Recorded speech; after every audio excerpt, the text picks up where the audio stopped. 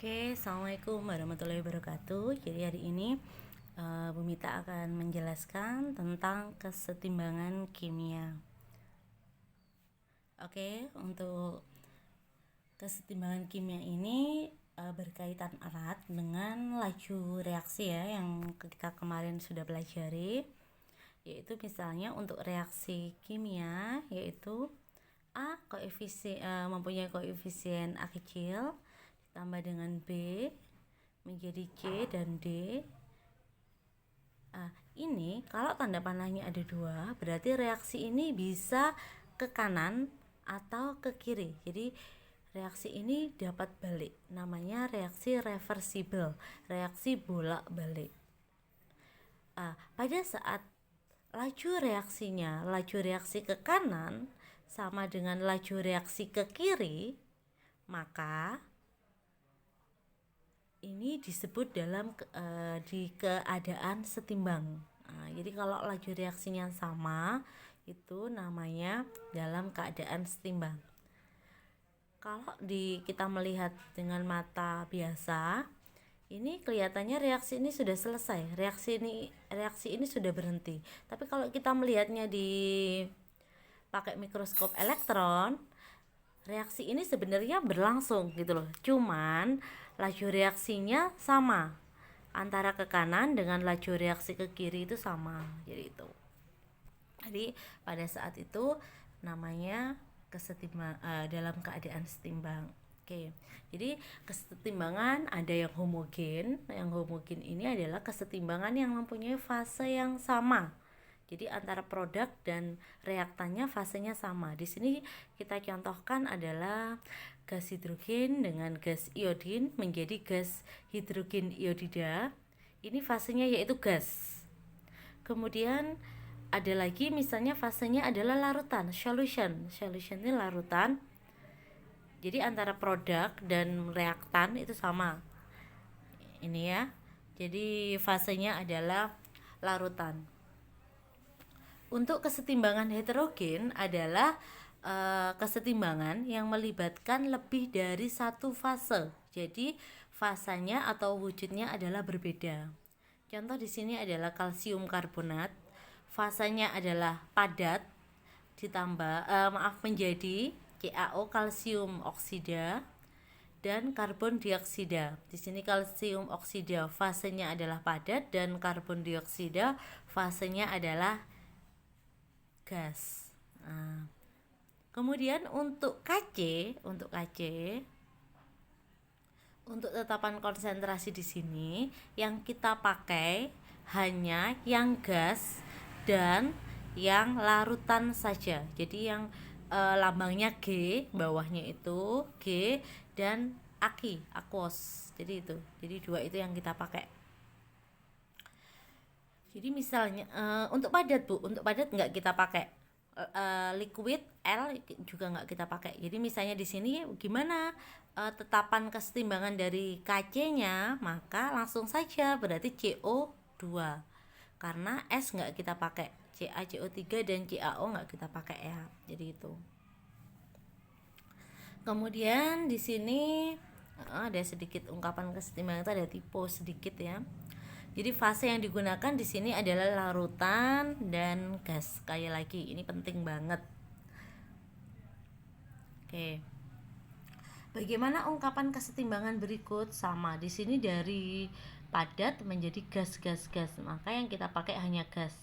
Jadi Kc adalah produk pangkat koefisien dibagi dengan reaktan pangkat koefisien. Jadi koefisien reaksi menjadi pangkat ya, menjadi eksponennya.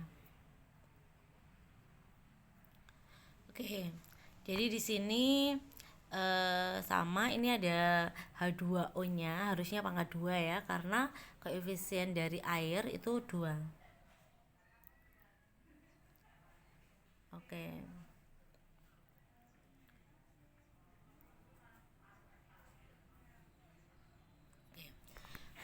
Kalau kita sudah KC adalah ketetapan kesetimbangan, C itu adalah dari concentration, jadi konsentrasi. Sekarang kita ke KP. KP adalah dari kata-kata pressure, yaitu tekanan. Jadi Sekarang kita ke tetapan kesetimbangan tekanan. Parsial ini adalah bagian. Nah, jadi kalau kita dulu ini ya, waktu kelas 10 PVNRT ini oke. Jadi untuk sama sebenarnya kalau KC itu hanya pakai gas dan larutan, khusus KP karena dia tekanan, maka yang kita pakai hanya yang berfasa gas saja. Selain gas nggak kita pakai. Nah, karena contohnya di sini gas semua, berarti kita pakai ya. Jadi itu adalah tekanan parsial E dipangkatkan E kecil dikali tekanan parsial F dipangkatkan F kecil dibagi tekanan parsial A pangkat A kecil dikali tekanan parsial B pangkat B kecil. Jadi di sini KP biasanya untuk satuannya ATM yaitu atmosfer, biasanya pakai ini tekanan. Jadi biasanya kita pakai tekanan atmosfer. Ternyata KP dan KC itu ada hubungannya. Hubungannya di sini adalah KP sama dengan KC dikalikan RT dalam kurung pangkat delta N. Oke, R di sini adalah tetapan 0,082. T-nya di sini adalah temperatur. Hati-hati untuk temperaturnya pakai Kelvin ya, pakai Kelvin. Sedangkan delta N adalah koefisien kanan dikurangi koefisien kiri. Koefisien kanan dikurangi koefisien kiri untuk pangkatnya. Oke, jadi contohnya ini.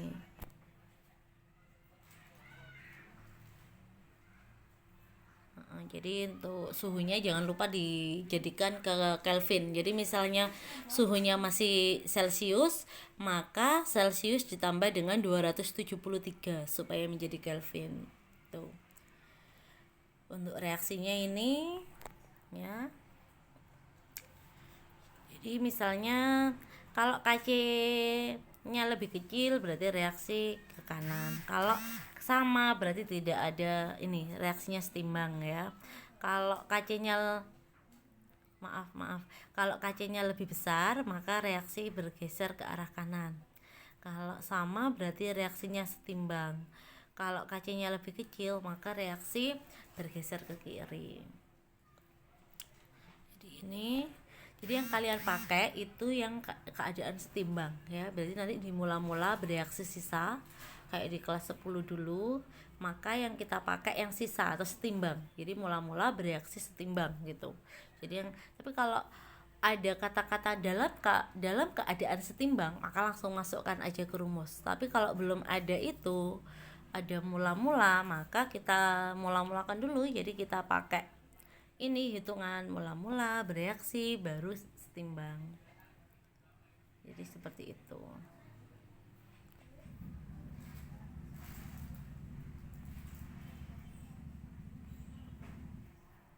Jadi ini adalah pergeseran kesetimbangan. Jadi ini sering sekali keluar juga, biasanya di senam PTN tuh sering sekali keluar. Misalnya A mengurangi B, jadi biasanya ada penambahan konsentrasi. Ini penting. Kenapa penting?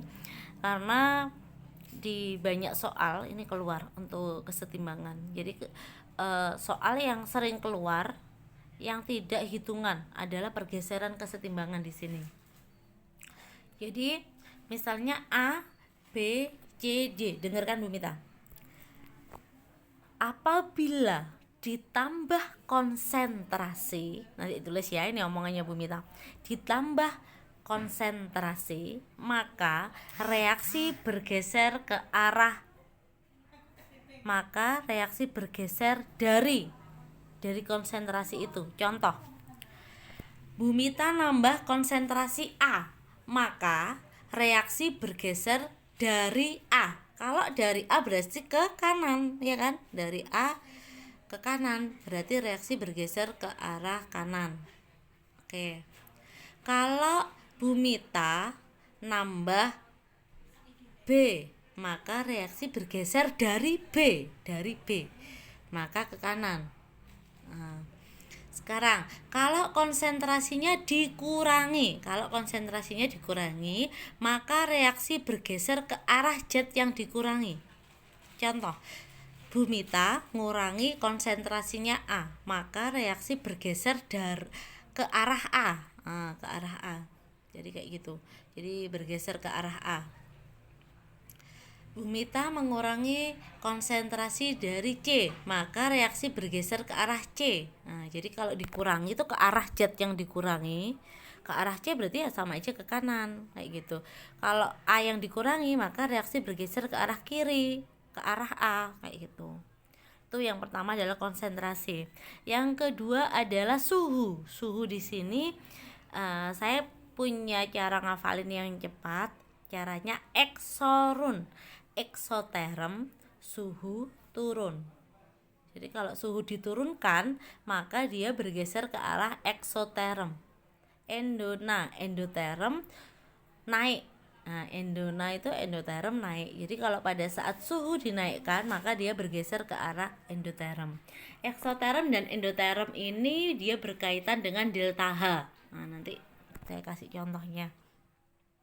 Baru yang ketiga dan 4 ini gabung jadi satu, yaitu volume dan tekanan. Jadi kalau volume diperbesar, otomatis tekanan diperkecil.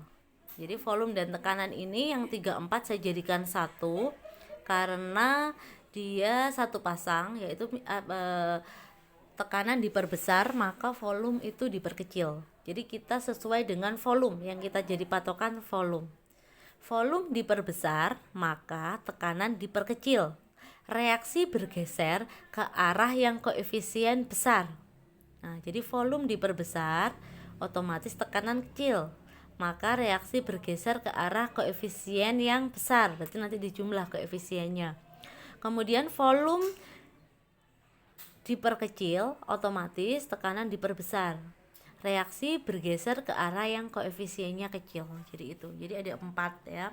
Konsentrasi, suhu, tekanan, dan volume. Nah, ini dia. Jadi konsentrasi. Oke. Untuk perubahan.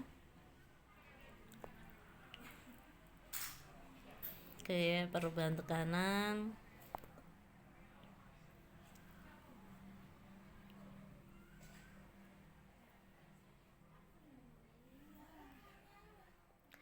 Untuk suhu.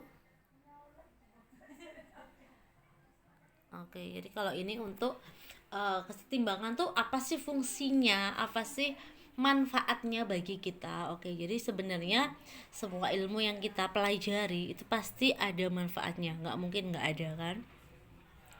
Jadi biasanya di sini adalah untuk di industri. Jadi di industri ini contohnya proses Haber-Bosch itu biasanya di kesetimbangan itu di industri tentang amonia. Jadi pembuatan amonia ini kalau di lab kita gunakan untuk praktikum, untuk pembelajaran. Tapi kalau untuk di industri biasanya amonia adalah untuk pupuk. Nah, jadi kalau untuk petani pasti tahu. Kalau kurang ini kita tambahkan amonia. Jadi di tanah asam kita tambahkan kayak gitu. Nah, jadi kemudian pupuk urea, asam nitrat, intinya yang senyawa nitrogen.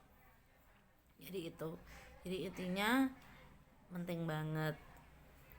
Kemudian ada juga proses kontak di sini untuk pembuatan asam sulfat.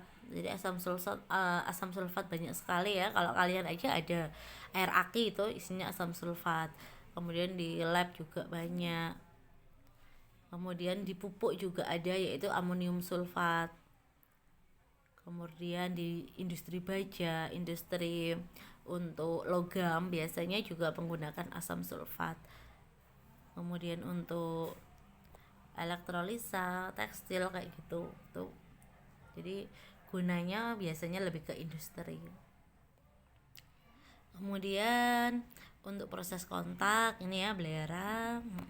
Jadi nanti kalian bisa baca di sini. Oke, di sini untuk contoh soalnya 0,1 mol hidrogen iodida dimasukkan dalam tabung 1 liter dan terurai reaksinya. Ini harusnya yang kosong ini tanda panah 2 ya, harusnya ya. Jika I2 yang terbentuk adalah 0,02 mol, berapa nilai K? Nah, kemudian sama yang nomor 2, tetapan kesetimbangan untuk reaksinya adalah 0,2. Berarti Kc-nya sudah tahu. Berapa jumlah mol A yang harus dicampurkan pada 4 mol B dalam volume 5 liter agar menghasilkan 1 mol AB. Jadi yang kosong itu A ditambah 2B menjadi AB2 ya. Oke, ini nanti dipelajari. Oke, itu ya. Oke, terima kasih banyak. Wassalamualaikum warahmatullahi wabarakatuh.